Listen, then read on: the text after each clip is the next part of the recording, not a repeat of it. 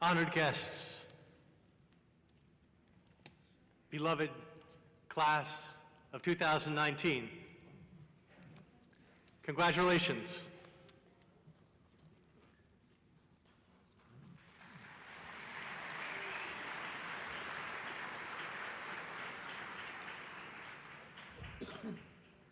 Please consider this as you ponder graduation, a life in the law, a life of learning and practicing the law.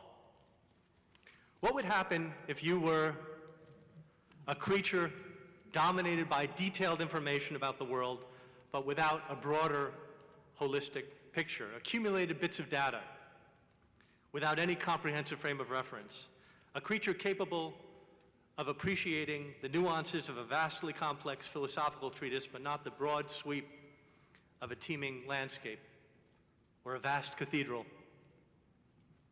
It's no coincidence that Guido Calabresi's 1960 article, putting forth a view of the entirety of the common law, is called A View of the Cathedral, after a series of paintings that Claude Monet made of the Rouen Cathedral. Many paintings, each an overview of that vast cathedral. The parts fit together into a harmonious whole, not by losing their character as parts, but by serving larger and encompassing purposes. The broader view, the big picture, makes narrower and more specialized views intelligible and coherent. We can't escape it. This is the nature of cognition and indeed of perception. Big pictures, contexts that provide spatial and temporal and narrative frames. Historical perspectives and comparisons not only make details salient, they make details comprehensible. This is why, for example, reviewing the syllabus or the table of contents, the big picture of a subject, is such a powerful way to begin and to end and even to interrupt a study session. What would happen if we lost a broad view of the stuff of our lives, of our studies and our hobbies, of our passions and ourselves, and only had the details without the context? The neuroscientist and literature professor Ian McGilchrist puts it this way: we would expect for a start that a complete loss of the broader picture and a substitution of a more narrowly focused, restricted but detailed view of the world would make it difficult to maintain a coherent worldview. Imagine no coherent worldview, just fragments, the wreckage of a narrow mind. This is what happens to individuals and societies that forget history, individual and social, and that no longer put historical and comparative studies at the center of learning. Don't let it happen to you. Learning without purposes and goals, without a genuine, open-minded encounter with a lived reality, without grounded and contextualized hypotheses and conjectures, becomes the mere learning of bits, the parts into which anything can be disassembled. The broader picture, derived from ambiguous histories and inconclusive comparisons, does not lend itself to simplification. It lacks the appearance of clarity we often crave, yet it is the necessary point of departure for further exploration. Every plaintiff and every defendant, every petitioner and every respondent, every judge and every jury, every country and every person, humanity itself, comes with a history, with a context. Surely everyone knows that ever more narrowly focused attention leads to increasing specialization, but ask this question: what do we gain and what do we lose with a narrow focus? We gain information but lose knowledge. We need detail, but also we must pay attention to a framework that is not always clear. We need knowledge that comes through experience, individual and collective, and the practical application of embodied skill, not just paper representations of formal systems. In fact, we best learn formal systems by placing them in a broader context. Class of 2019, be wary of abstractions divorced from experience.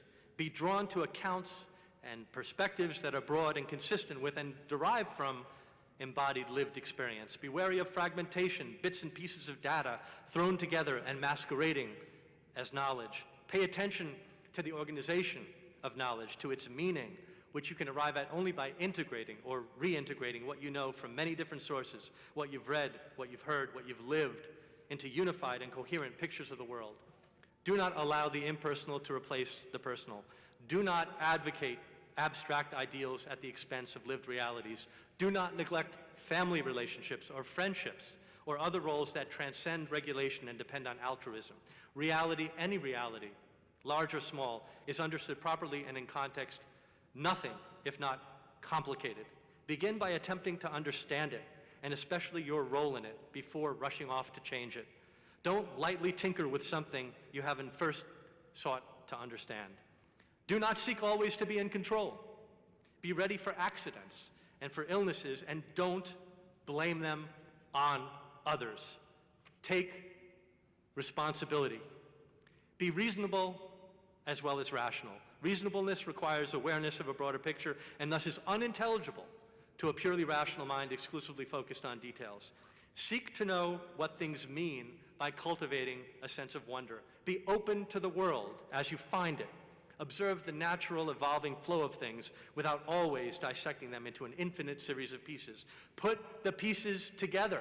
Put the pieces together. Cultivate tacit forms of knowing, the deeply implicit and nonverbal meaning that comes with time and experience. Appreciate ambiguity. Know that art, religion, and social life involve ambiguity most when they are most vital. Embrace your pictures of reality as patterns, not as mere sums of details. Embrace uncertainty. The poet Lessing wrote, "The true value of a person is not determined by his possession, supposed or real, of truth, but rather by his sincere exertion to get to what lies behind the truth. It is not possession of the truth, but rather the pursuit of truth, by which he extends his powers and in which his ever-growing perfectibility is to be found. Possession of the truth makes one passive, indolent, and vain." Lessing says, "If God held enclosed in his right hand all truth, and in his left hand the ever-living striving for truth, and said to me, 'Choose,' I should humbly choose the left hand and say, 'Father, give me striving. Truth is for thee alone.'" For Goethe's Faust, as well as Lessing's, the hero is redeemed only by his endless striving. Class of 2019, know your divided nature. Do not run from ambiguity, and always strive for truth. Thank you, and congratulations.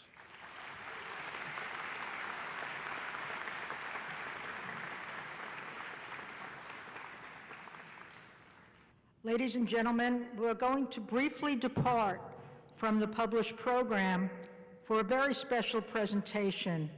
Please welcome to the podium the Bruce School Distinguished Professor of Law, Richard Klein. Richie?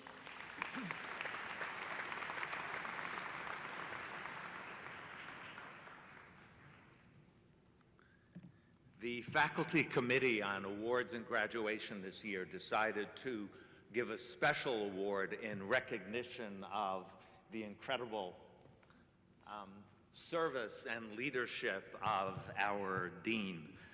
It's impossible to put into words for us just how much he has meant to us. Since he came here, he's put every ounce of his body into providing all of you the best education possible. We've learned so much from his excellence, from his absolute inspired, passionate commitment to the glory and magnificence of the profession that you all are all about to enter.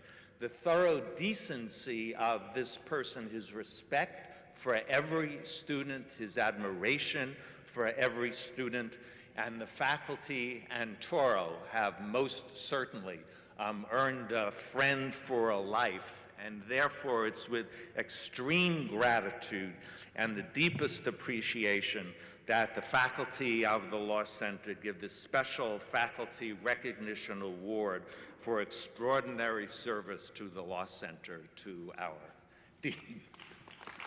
Completely unexpected.